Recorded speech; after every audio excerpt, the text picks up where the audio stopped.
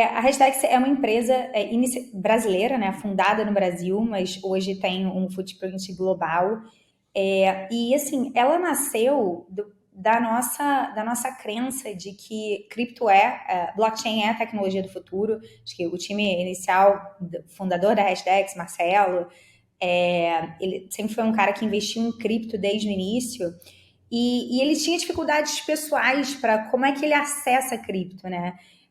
A simplificar o acesso, tanto a parte de segurança, custódia, que evoluiu muito nos últimos anos, mas assim, a gente achava que faltava alguma coisa para facilitar o acesso a esse tipo de investimento. Você está ouvindo Contos do Cripto. Bem-vindos a mais um episódio do Contos do Cripto. E eu estou bem animado para a nossa conversa de hoje. A gente conseguiu chamar uma pessoa que é bastante significativa no mercado de cripto nacional. Ela trabalha na Hashdex, que provavelmente é talvez uma das empresas mais conhecidas no mercado de cripto do Brasil. A Roberta Antunes, que está com a gente hoje, ela é Chief of Growth da Hashdex.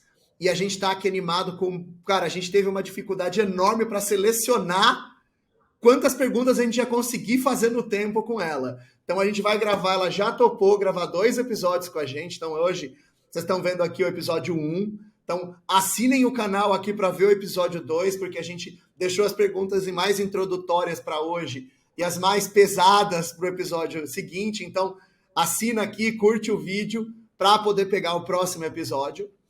E aí, então, vamos começar se apresentando, né? Eu sou o host aqui do episódio, Estevão Riso, trabalho no mercado de cripto já há um ano, trabalho numa empresa de fracionamento de NFT. Eu sou o Kenneth Correia, sou diretor de estratégia na 8020 Marketing e um entusiasta aí do universo do metaverso. Tudo bom, pessoal? Meu nome é Roberta, eu sou Chief of Growth aqui da Hashdex.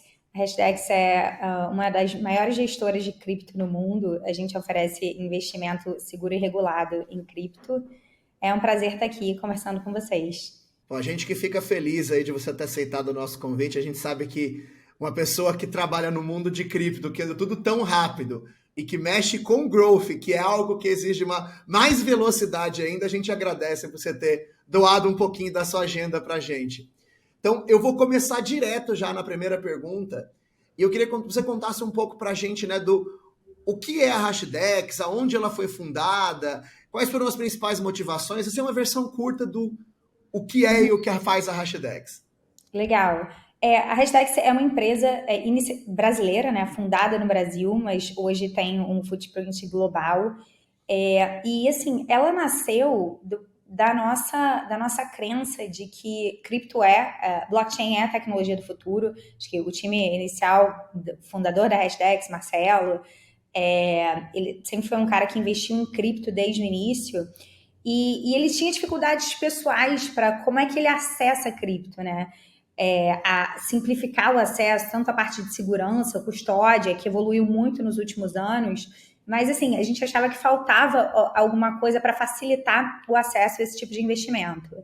E, além disso, assim, acho que a nossa tese principal em blockchain é que blockchain é essa tecnologia do futuro que vai impactar muitas indústrias, né? Que tem potencial de impactar todas as indústrias, assim como a internet impactou, né? E vem impactando aí desde a década de 90 para cá.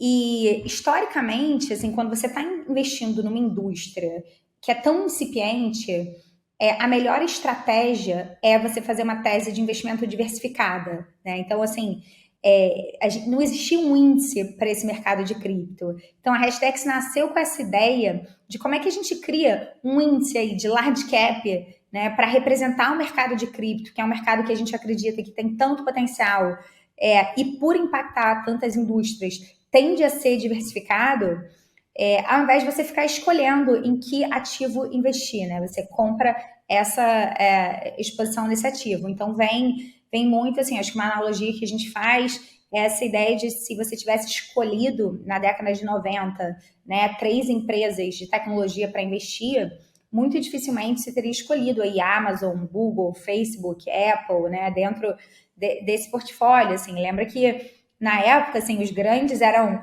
a AOL, né, a internet, né, American Online, o Yahoo, assim, deixou de comprar o Google por 1 milhão. Então, a nossa tese é que muito mais importante do que você do que você tentar otimizar o ganho no ativo é essa exposição em índice. Então, a hashtag surgiu dessa ideia realmente dos founders que não tinham no mercado um produto que resolvesse essa questão de exposição e de diversificação, né? E aí a gente falou, bom, isso é uma oportunidade de negócio, né? De fazer uma empresa e o time fundador, assim, nosso time é grande parte brasileiro, mas como o mercado de cripto é global, a Hashdex nasceu no Brasil com a ideia de já ser uma empresa global. Que legal, hein, Roberta? E essa questão do índice foi o primeiro produto? Hoje, do ponto de vista de produtos, assim, o que já existe? Dá um desenho geral do portfólio para a gente entender o que tem na gestora. Legal. Acho que, assim, primeiro são teses, né, de investimento. Então, a nossa primeira tese é essa do índice que a gente chama do Large Cap de cripto, né, que compra os principais ativos de cripto.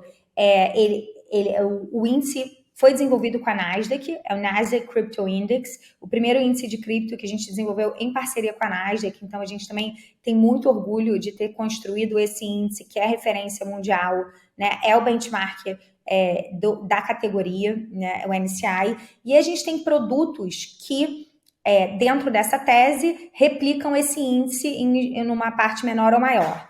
O mais popular é o Hash 11, tá? Que é um ETF de cripto que replica esse índice.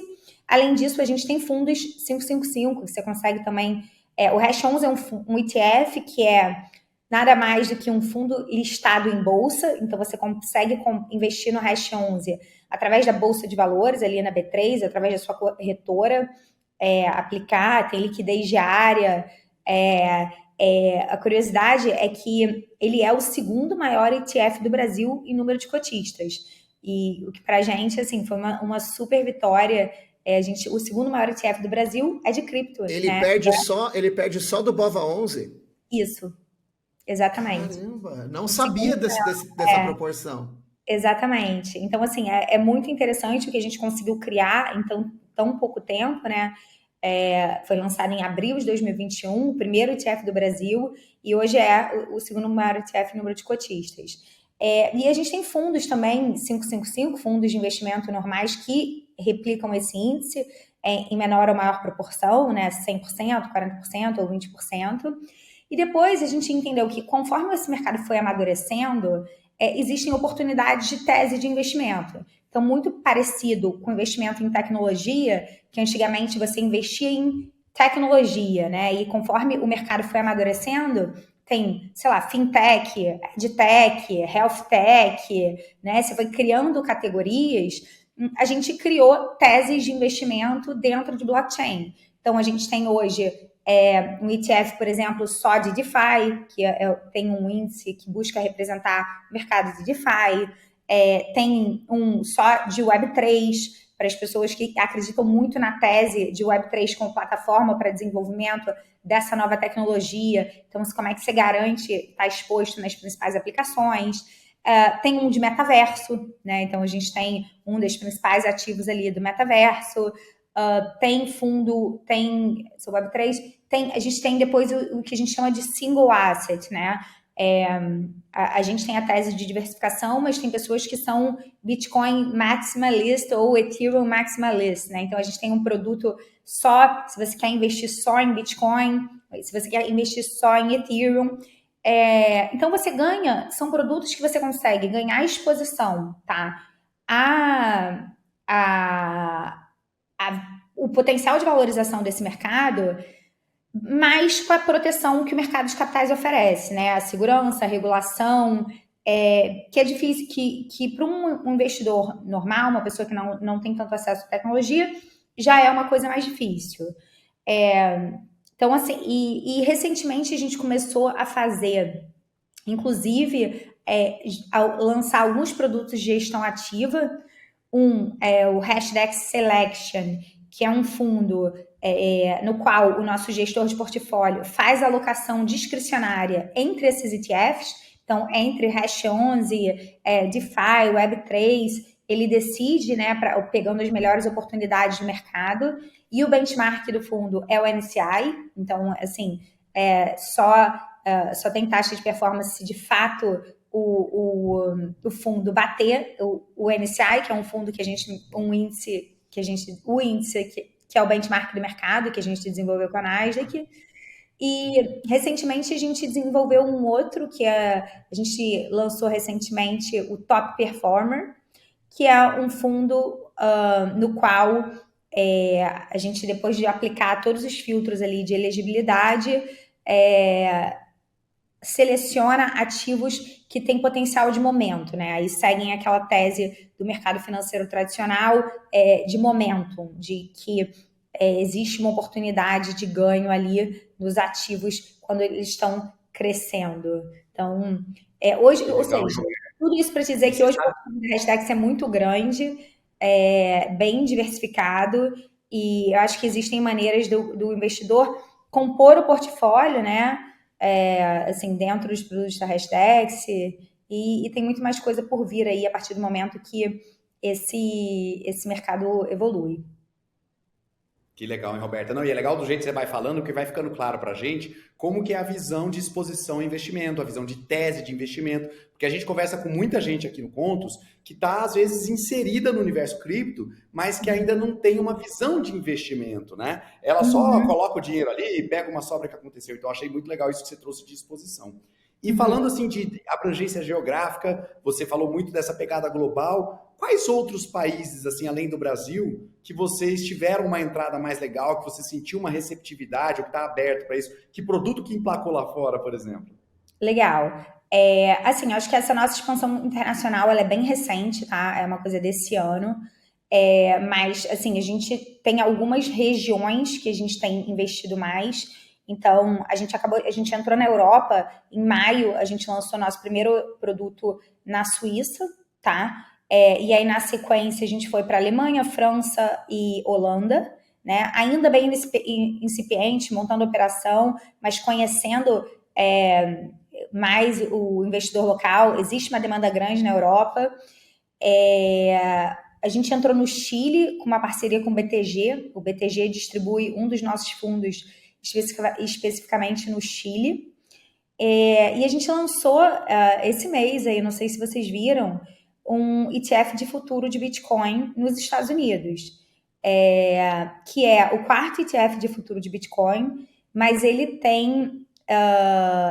eu posso falar pouco sobre esse produto, tá? Mas ele é um produto que, por causa de regulação, tá? A gente pode falar pouco, mas ele tem uma estrutura fiscal de taxa diferente dos produtos anteriores. Então, é um produto interessante para alguns perfis de investidores lá fora. Então, a gente está, assim, em 3 continentes, né? Bom, eu já vou seguir então. Eu estava vendo, por exemplo, que o diretor de marketing de vocês, ele é americano, se eu não me engano, né? O Chris Glenn. Então você de growth está no Brasil e o marketing tá nos Estados Unidos. E aí eu queria saber, então, um pouco disso de como que é para uma empresa brasileira, porque normalmente a gente vê o contrário, né? A gente vê empresas globais ou americanas trazendo produtos para cá, como até o próprio Bova11 que eu falei. Mas como que é para uma empresa brasileira expandir para fora daqui, sendo que a gente não tem essa tradição, né, de produtos, principalmente nesse mercado? E quais foram os principais desafios que vocês estão vencendo e os que vocês estão encontrando?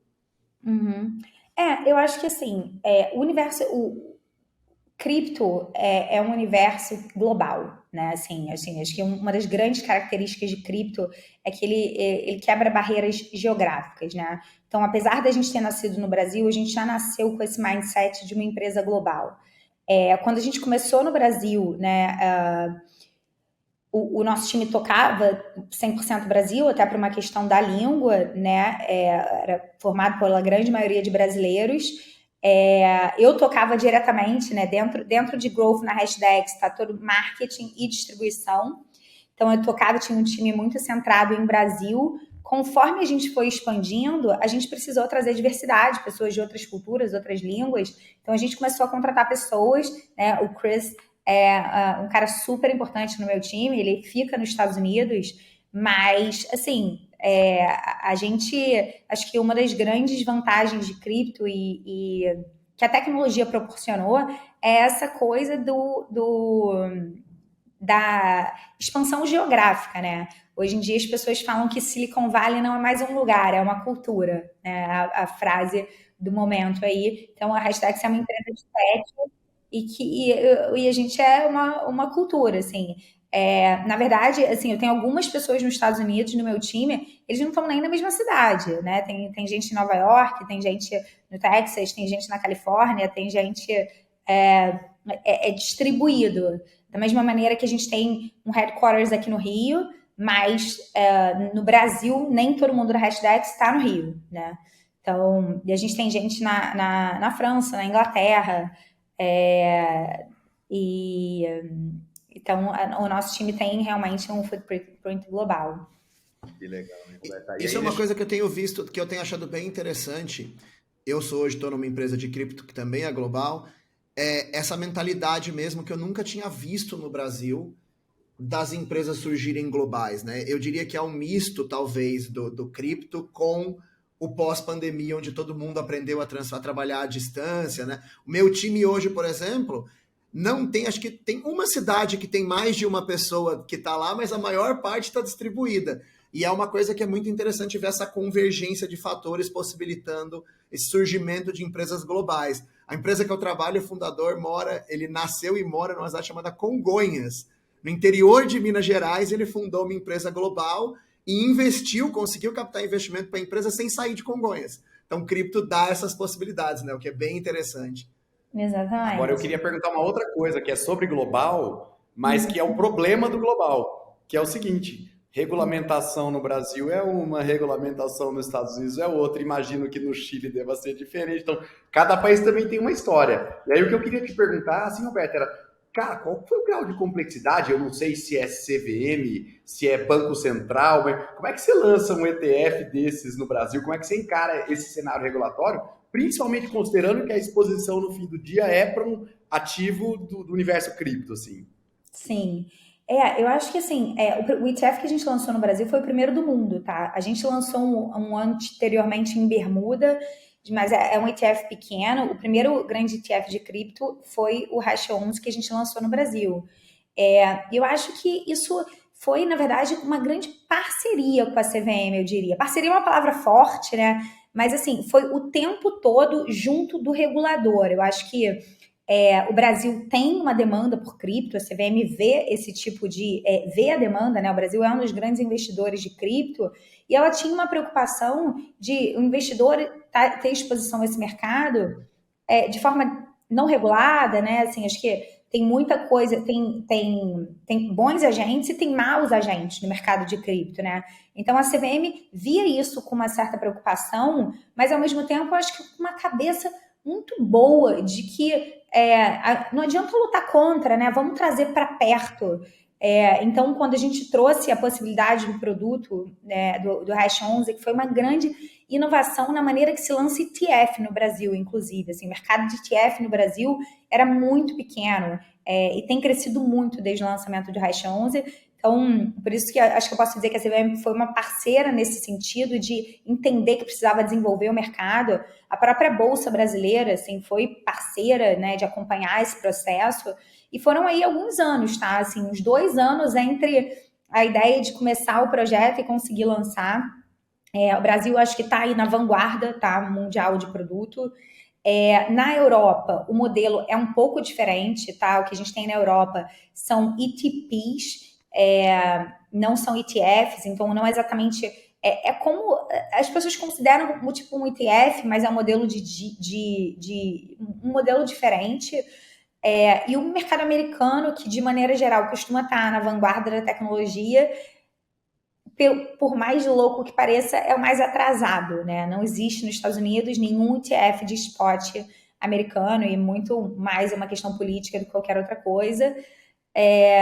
Mas, assim, sem dúvida é o maior mercado do mundo. Então, a gente está lá, né, com o produto que a gente acredita que hoje é o melhor que é possível para ter exposição nesse mercado, tá? Eu acho que o que a gente tem hoje nos Estados Unidos é o melhor produto para você ter exposição a cripto, que a regulação americana permite, e a gente continua acompanhando ali as tendências do mercado para evoluir novos produtos. Então, realmente, você tem razão que cada país tem uma particularidade, não existe, assim, um protocolo de regulação global, mas eu acho que a tendência é de um avanço regulatório, porque os países estão entendendo que proibir acaba fazendo com que as pessoas entrem por outros caminhos, né? Você não tá trazendo para perto. Então, acho que o Brasil, nesse sentido, assim, tem sido muito à frente. Sou encantada com o Banco Central quando eu vejo assim, as iniciativas de Real Digital, né? Assim, quando o Roberto Campos Neto falando de inovação, tecnologia, para facilitar o acesso ao dinheiro, desburocratizar. Enfim, acho que o Brasil tem andado bastante na frente em muita coisa. E, Roberta, enquanto você estava falando, eu fiquei pensando aqui, né?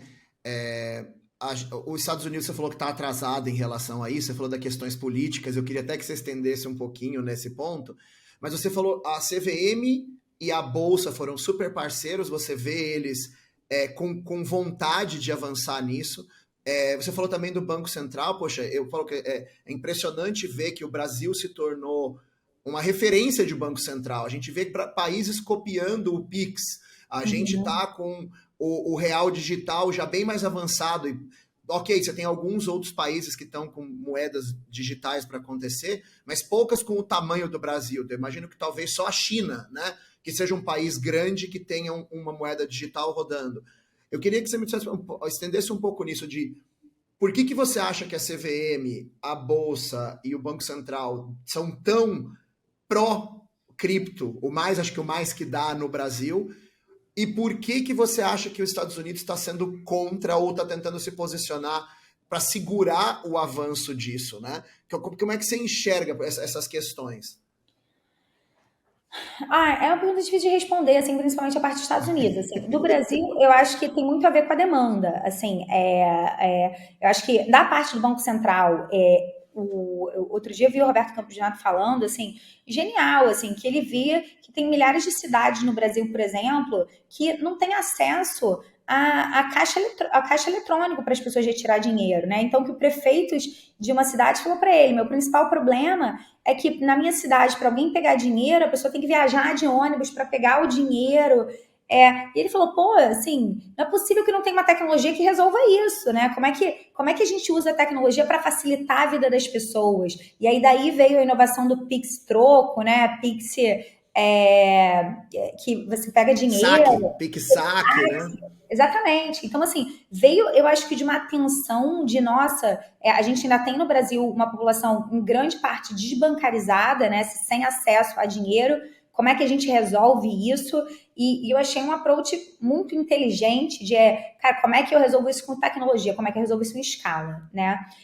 No caso da CVM, eu acho que a gente tem visto, assim, os últimos anos tiveram muitos escândalos de pirâmide, né? A população muito desinformada. O brasileiro, sabe, tem muito pouco educação financeira. E aí, do nada, o cara começa a acessar cripto. Olha os riscos, assim, que tem, né? Não entende quais são os perigos envolvidos. Então, acho que a CVM falou, bom, como é que eu melhoro o ecossistema? Como é que eu garanto que tem gente dentro desse ecossistema que eu consigo regular, que eu consigo auditar, né? Que eu ofereço uma opção de exposição dentro do universo que eu garanto a segurança, né? Então, acho que foi um movimento muito feliz da CVM nesse sentido e tenho visto eles pró-mercado, né? O governo federal, você acredita que está junto nessa visão? Estamos falando de CVM, Bolsa e Banco Central, mas você acha que o governo federal, de uma forma, olha, eu não gosto está muito interessado também? Eu não gosto muito de falar sobre política, assim, eu acho que as indicações, assim, o Banco Central, assim, acaba sendo um cargo político, mas o time técnico lá é um time muito bom. Eu acho que muita coisa, assim, acaba passando pelo Congresso, e o Congresso é muito desinformado sobre o assunto. Então, assim, quando você vê os debates no Congresso sobre cripto, dá uma vontade de chorar, na A verdade. criptomoeda, como disse lá o cara, né? Bitcoin, né? Bitcoin. Bitcoin. Mas aí, de novo, aquele paralelo com tecnologia e internet faz super sentido, né? Que a mesma coisa sobre criptografia, a mesma coisa sobre uso de dados e cookies, né? Quando chega em quem vota e legisla, falta esse conhecimento na ponta, né? Exatamente. E eu acho que os Estados Unidos sofrem do mesmo problema. Assim, existem algumas pessoas tentando liderar a inovação lá. A SEC nos Estados Unidos não comprou a briga. Eu acho que não sei dizer exatamente, mas teve uma mudança recente, assim, acho que era muito claro que o último presidente da SEC, ele tinha os últimos anos de mandato e ele deixou claro que ele não iria entrar nessa seara, ele não ia sair mexendo em cripto, assim, falou, cara, falta pouco para acabar meu governo, não sou eu que vou entrar isso agora. E aí o novo presidente assumiu num momento de mundo muito louco, assim, priorizar, quase que assim, priorizar esse assunto nesse momento de mundo fica difícil, entendeu? Eu imagino, tá? Assim, é difícil saber como é que tá a cabeça lá. Eu tenho ouvido falar algumas coisas assim, quando a gente olha para cripto, a adoção de cripto é muito maior nos países em desenvolvimento e terceiro mundo, por vários motivos. Eu estou dizendo o que eu li, você pode discordar também, né? Estão dizendo que a gente tem os muito mais desbancarizados, e você tem um interesse do povo, por exemplo, como na Argentina, que quando você tem medo que a sua moeda perca valor, você quer tentar se expor a coisas que você acha que vai ter menos perda de valor. Mas uma das coisas que eu ouvi também é que, principalmente Estados Unidos, mas a gente também pode falar um pouco da zona do euro, eles estão tentando segurar a cripto porque eles estão vendo o cripto como uma ameaça, por exemplo, ao dólar como moeda global, né? Então, tanto que está tendo agora uma investigação em cima das stablecoins, porque eles enxergam a stablecoin também como um risco à dominância do dólar. Será que, e aí a minha opinião, né, que nós países em desenvolvimento estamos animados com isso e os desenvolvidos estão preocupados por relação de dominância de moeda?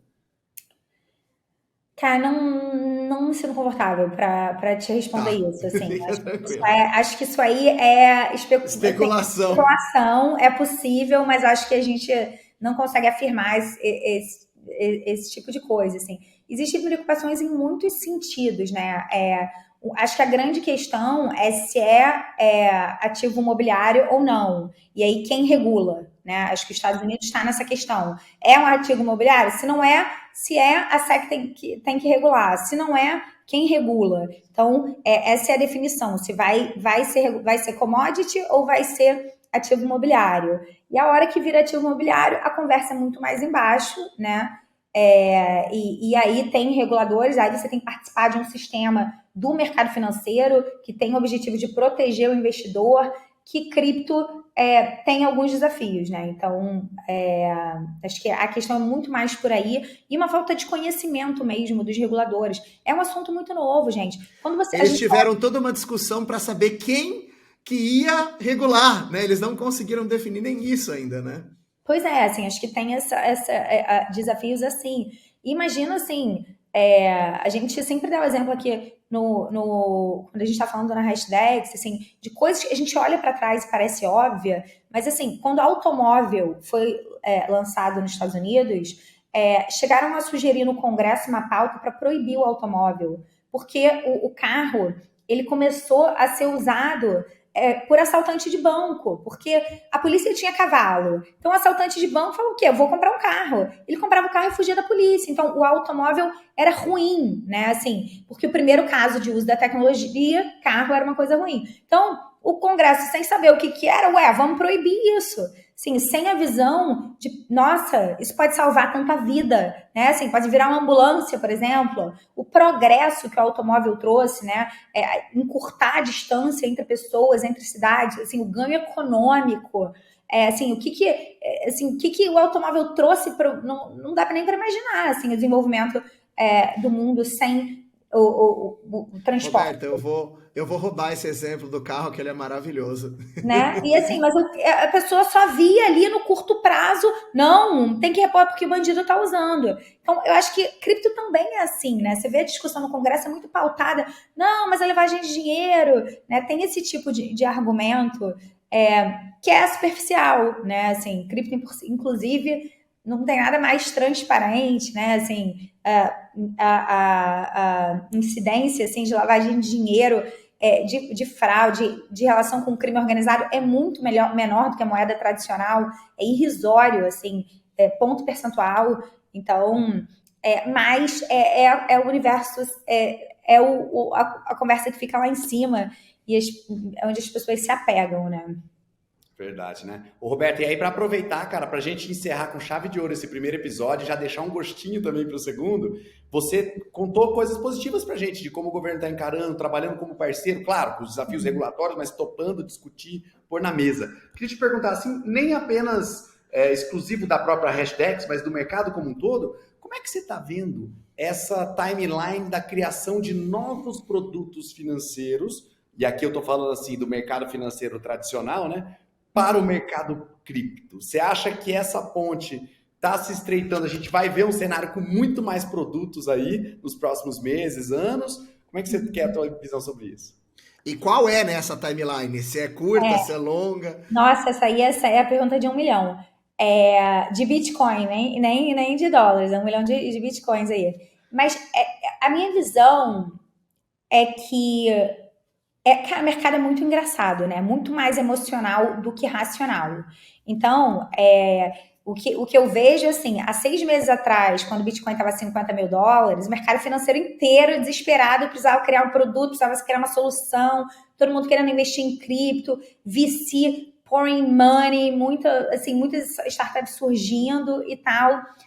E o próprio o investidor institucional com uma necessidade urgente de aprender sobre o assunto, né? Assim, tinha uma coisa as gestoras querendo saber mais, assim, as plataformas, todo mundo precisava aprender sobre o assunto. Agora que o mercado caiu, meio que assim, a urgência sumiu, né? Assim, o desespero saiu, a galera que estava correndo atrás meio que relaxou um pouco. Acho que isso é muito normal, tá? Num período de queda, assim, a gente já viu isso em cripto lá atrás, 2017. Você passa por um período onde as pessoas estão com menos incentivo, menos acesso, menos gente querendo trabalhar na indústria. Mas, assim, a gente está em outro patamar, assim, em termos de evolução tecnológica, de evolução do ecossistema, de maturidade das tecnologias, das comunidades, do que a gente teve em períodos anteriores, né? Em períodos ruins anteriores. Então, eu acredito muito que o futuro migra para cripto, tá? Eu acho que uma frase que eu falo muito o mundo busca eficiência. Cedo ou tarde, assim, o mundo migra para eficiência. E, cara, blockchain é muito mais eficiente do que qualquer estrutura centralizada para a grande maioria das coisas, né? Então, acho que não consigo aí, Estevão, chutar um timeline, mas assim, eu não tenho dúvida que a integração, a simbiose mercado financeiro, universo cripto, vai ser uma coisa cada vez mais presente na nossa vida. Eu acho, inclusive, que esses momentos de queda, por exemplo, a gente estava vendo um frenesi muito grande e os reguladores se sentindo desesperados para regular. Então, talvez se isso acontecesse naquele momento, até a gente tivesse uma regulamentação negativa, né? Como você falou, do medo de eu não sei o que fazer, então trava tudo, né? Uhum. E eu tenho visto que essa queda possibilitou que as empresas que eram ruins caíssem, que as empresas que eram boas agora estão construindo com mais tempo e os reguladores estão conseguindo fazer pensar e estudar e ter mais tempo também para poder regulamentar, né? Então me parece que essa queda foi positiva em geral para o mercado no longo prazo, né? Ninguém gosta de perder dinheiro no curto prazo, mas no longo prazo me pareceu positiva. Uhum. Bom, eu estou muito feliz com o episódio de hoje. Você que está aqui assistindo já sabe que a gente vai ter mais um episódio aqui com a Roberta, então dá aquela curtida aqui no vídeo, assina o canal e fica de olho para o próximo episódio, que eu tenho certeza que você gostou desse, o próximo vai ser ainda melhor, porque a gente vai pegar mais pesado aqui com a Roberta no próximo. Então, gente, muito obrigado por ter ficado até o final aqui com a gente e até o próximo episódio do Contos do Cripto.